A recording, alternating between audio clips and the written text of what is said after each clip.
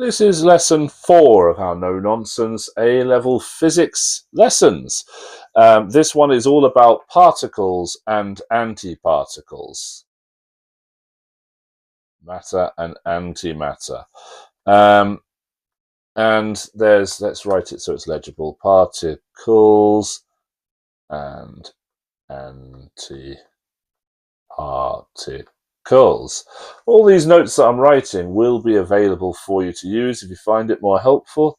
Have them on paper. It's up to you completely. So we're talking about matter and antimatter. So first of all, we need to say that this was Paul Dirac's discovery or prediction, let's say. Actually, the first antimatter particles, I think, were actually discovered by Carl Anderson when, he was part of the Manhattan Project, and he was instrumental in the creation of the implosion type of bomb. But it's sad that that's now his legacy. So what did Paul Dirac say? Paul Dirac was looking at Albert Einstein's solutions, and he said, look, if Einstein said that E equals mc squared, sometimes you'll see the m there written with a subscript 0 to indicate rest mass. I don't really like doing that because there really is only one type of mass, rest mass. That's kind of the point of Einstein, but that's how it'll sometimes appear with that 0. So if Einstein said that, then he said, well, what if there was a type of matter that could be created at the same time as any other matter when energy ceases to exist? If Einstein says that there is an equivalence between energy over here on the left and mass over here on the right, then can we create mass with the destruction of energy? Well, yes, of course we can.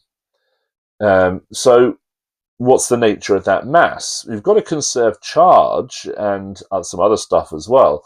So Paul Dirac said, well, maybe there's a type of particle for every particle that we've detected where everything's just opposite.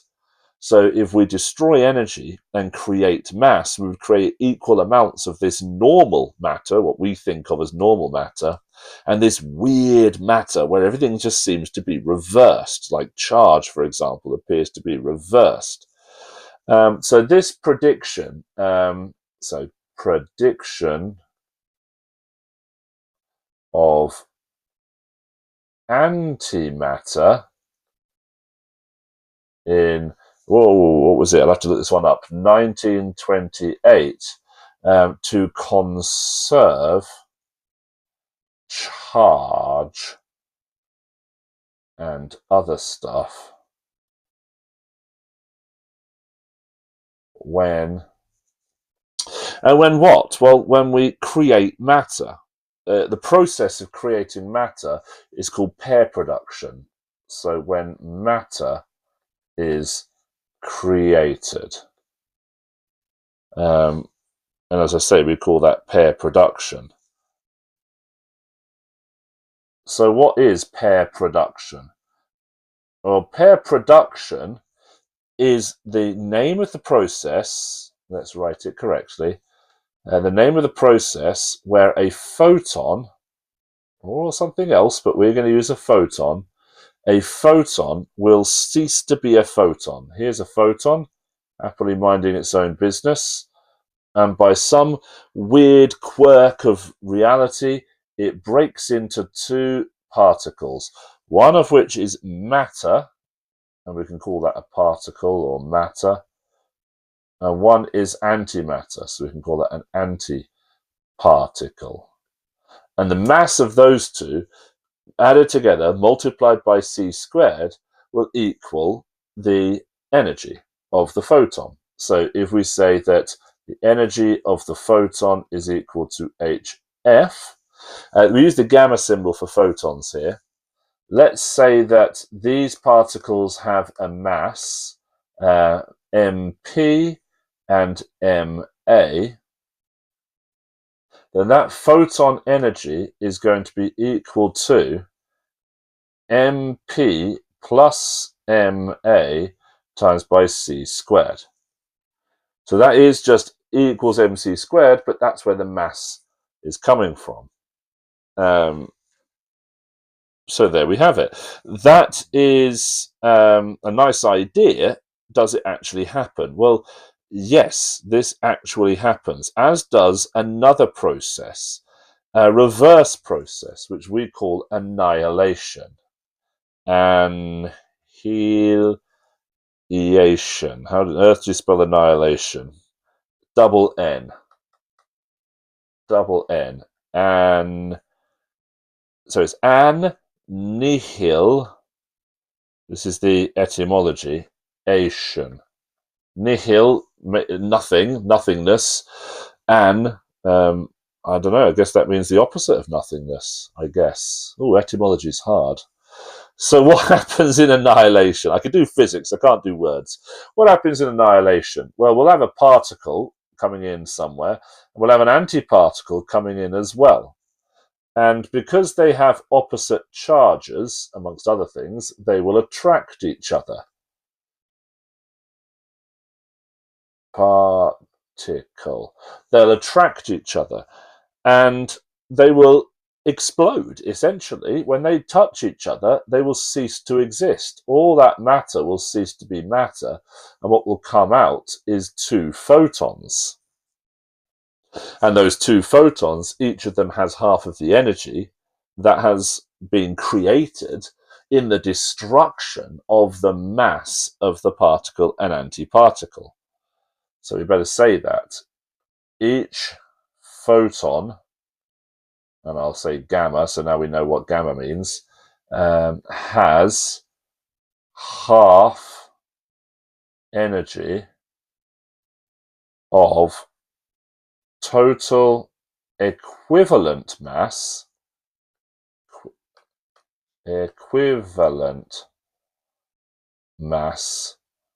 of particle and antiparticle. So I'm not saying it's equal, and I don't even know if this is worded very well, particle, but hopefully it's worded well enough. The total mass of the particle and the antiparticle added together is equivalent to twice the energy of the photons. Each photon carries half of that energy. So E equals mc squared, yes, but we're adding the two masses together, so it's mp plus ma c squared, just like we've got above, ma plus mp, or whatever, times c squared. That turns into the energy of each photon, so two lots of hf. So each photon, in this case, will actually have a little bit less energy than in the case of pair production. So if we had a very high energy, let's do the two together. If we had a two together, if we had a very high energy photon coming in like this, gamma photon, that could split into, let's say, an electron and the antimatter version of electron, we call it a positron. They will then come together like this, and they will annihilate, producing two, let's make wavy lines, producing two photons coming out. And I'm going to put those two photons coming out like this to conserve momentum. And the photon energy of these two is lower.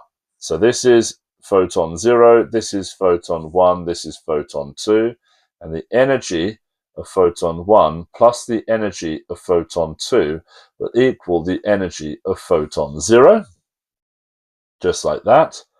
And we can say that the mass of the electron plus the mass of the positron times c squared is also equal to E0. So I don't know if that's helpful at all, but that's what's going on. And all it's doing, all the universe is doing, is trying to spread out its energy as thinly as it can. That's what it's trying to do.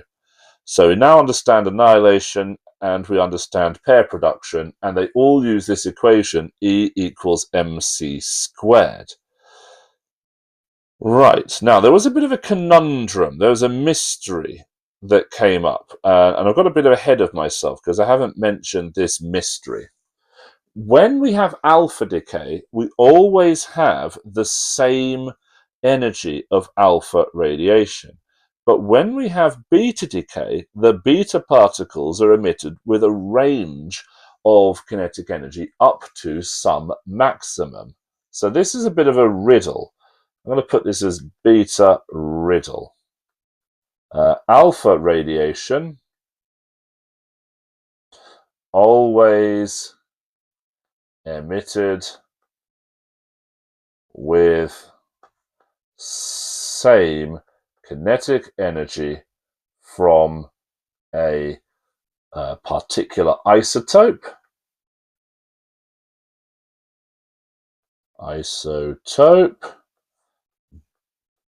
But beta radiation has a range. So if I looked at what was going on with beta radiation, we would have, let's say, I'll just do a very small graph like this. We could have on the x-axis the energy of the beta particle, so AE with a subscript beta. On the y-axis, let's have sort of a number or a probability.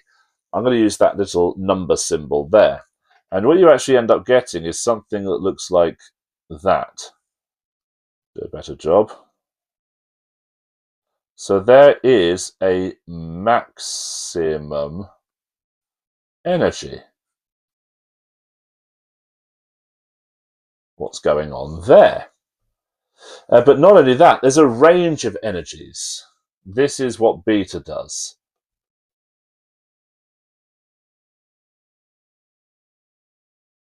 So we have most of the beta particles, the majority of them, or shall I say the mode kinetic energy of the beta particles would be around about that amount of energy on the x-axis. But we get some that are much lower, we get some that are much higher, but there's a maximum. And how do we explain this? Well, it was explained by Paul Dirac using antimatter. He said, well, we've got our isotope X, which is going to decay by beta decay. And we saw this, I think it was in the first lesson, actually.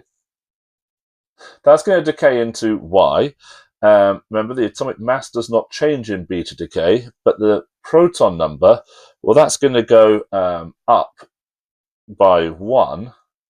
He said that that is going to cause us to have a beta particle, but also there must be some other particle emitted. And in order to have everything balanced, if we are creating matter in this process, we must also create antimatter. Created matter and created antimatter. And if that is possible, then we should also be able to get another type of beta radiation where everything else is reversed. So now we've got what's called beta plus decay.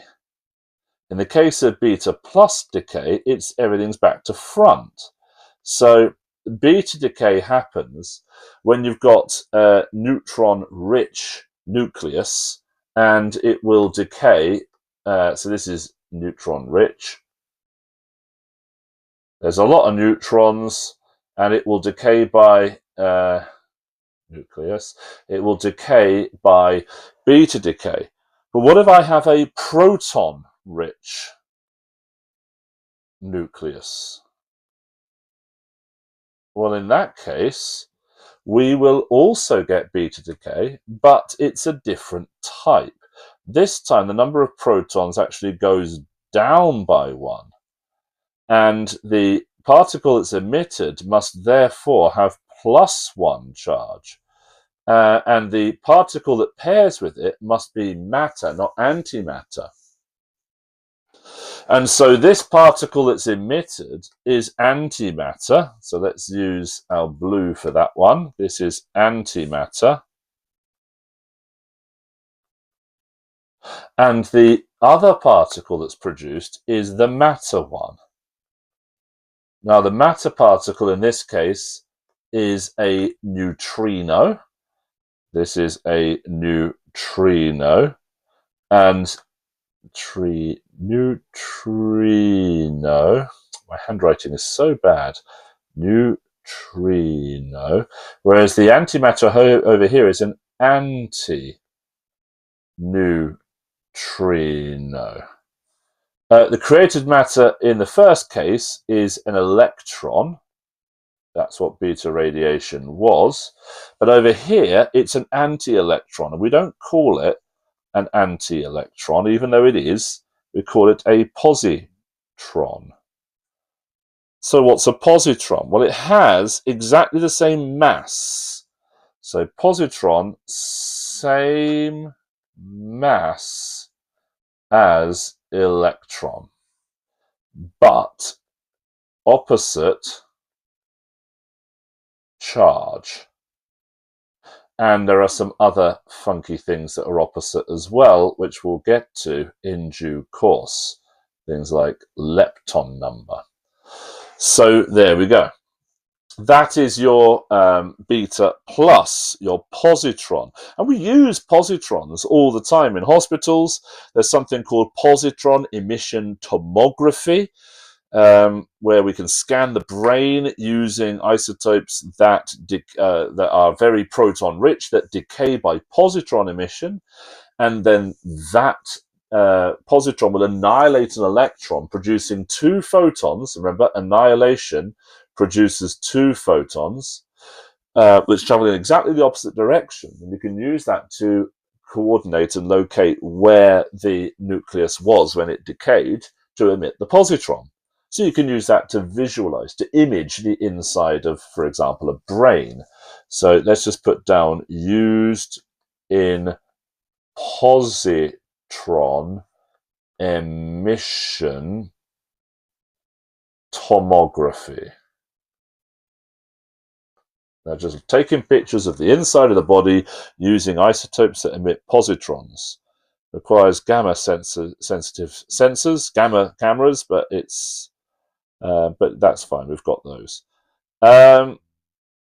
Anything else we need to say? I don't think so. We've talked about pair production and annihilation. We've talked about how the energy that from those comes in. The discovery of the positron. Yes, I should mention Carl Anderson discovered the positron much later, 1932. You don't need to know that necessarily, but it's good to know.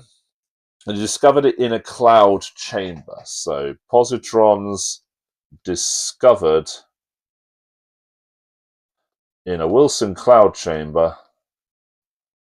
It's a type of detector in 1930. I'll have to look this one up because I can't remember it. 1932.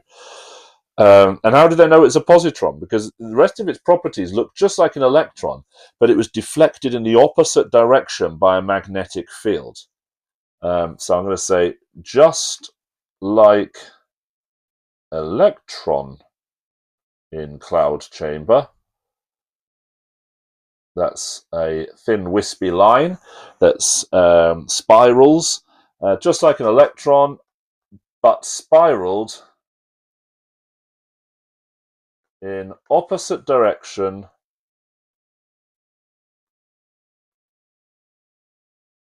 in a magnetic field. That meant we had the opposite charge, but everything else was the same. So there it was. That was the discovery of a beta plus, discovery of the positron, the first antimatter particle ever to have been discovered. And it took a while to actually discover it after it was initially proposed, 4 years. But I suppose that's not actually that long, is it? And that concludes this session all about matter and radiation. Antimatter, annihilation, pair production. We've covered quite a lot today. Hopefully you found that useful.